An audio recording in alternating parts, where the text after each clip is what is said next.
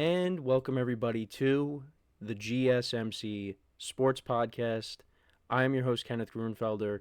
It is great to have you guys here on this Monday, February 17th.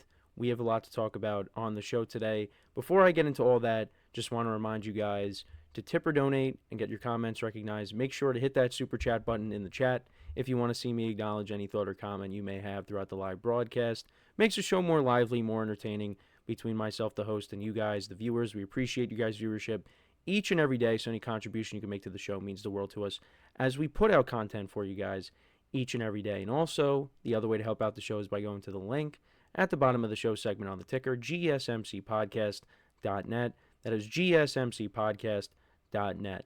So let's get into what we are going to discuss today. So we are going to start off the show. We're going to talk about All-Star Weekend in the NBA, what I liked, what I disliked, some of the things that maybe some of the players had to say as well. I wanted to get into what Draymond Green had to say actually yesterday as well.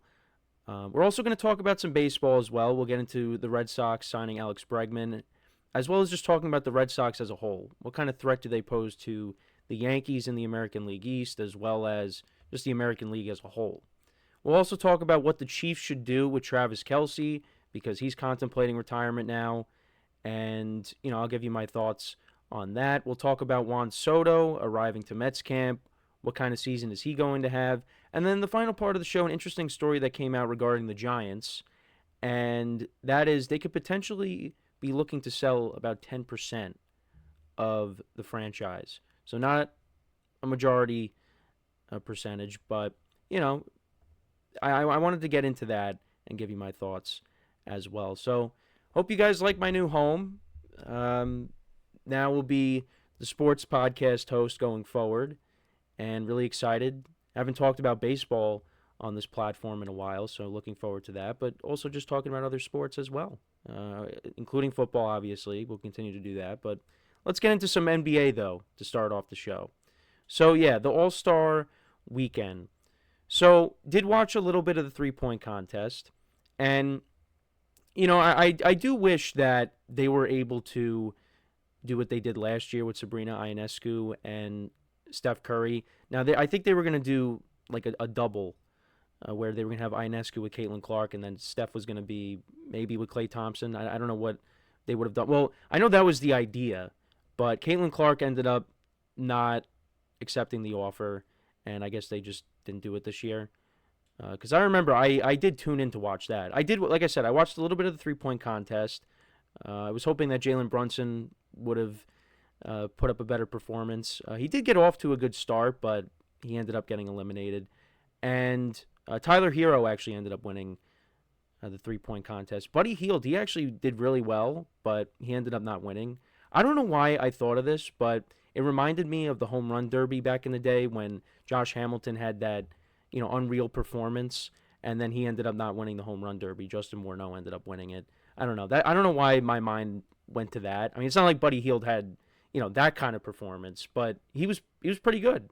He was pretty good, and he still ended up not winning. He fell just short of beating Tyler Hero.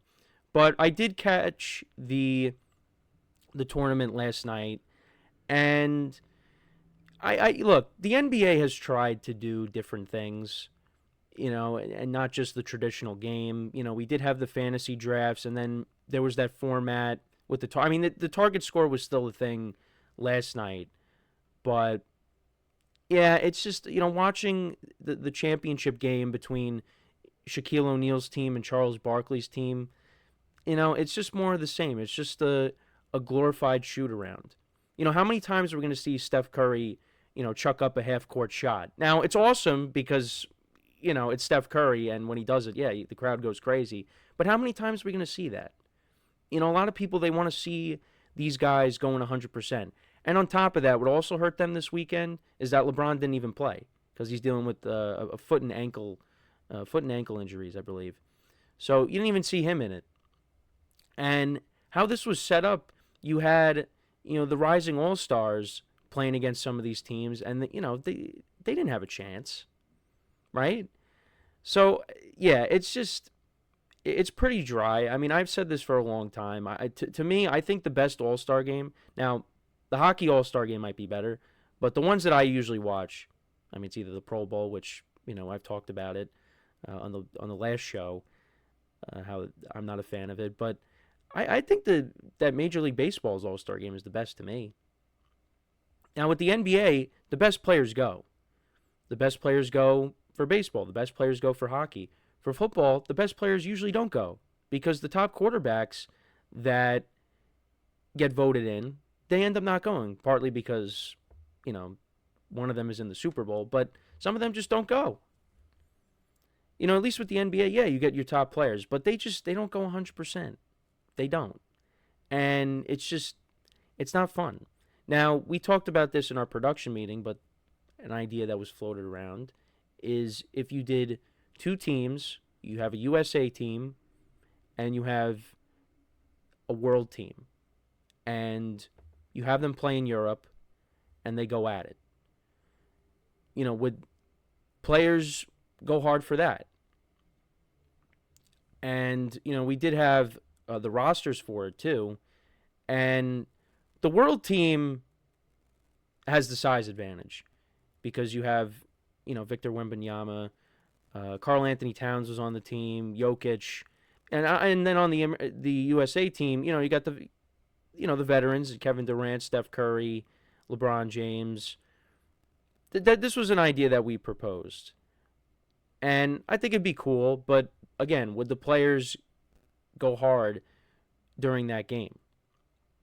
Now, I wanted to bring up what Draymond Green had to say about the All-Star game because he was on the panel for TNT, and he did have some strong comments on the All-Star game format. He said how it was ridiculous.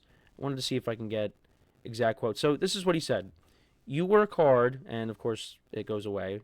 Oh, here it is. You work hard all year to be an All-Star, and you get to play up to 40, and then you're done. So that was the target score for these games.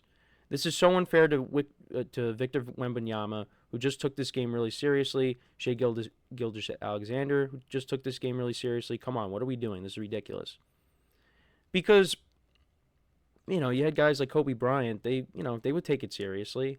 And, these young guys, they're getting an opportunity to play in these games, and it's not the traditional format. Because, they're a record. Draymond Green talked about records that could be broken, during the All-Star games.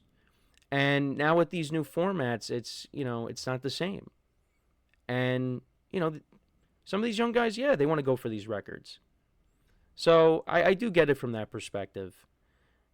But I don't know. I don't know. It's tough because, like I said, they have tried so many times, and I just gave you, the GSMC idea. But, what more can they do?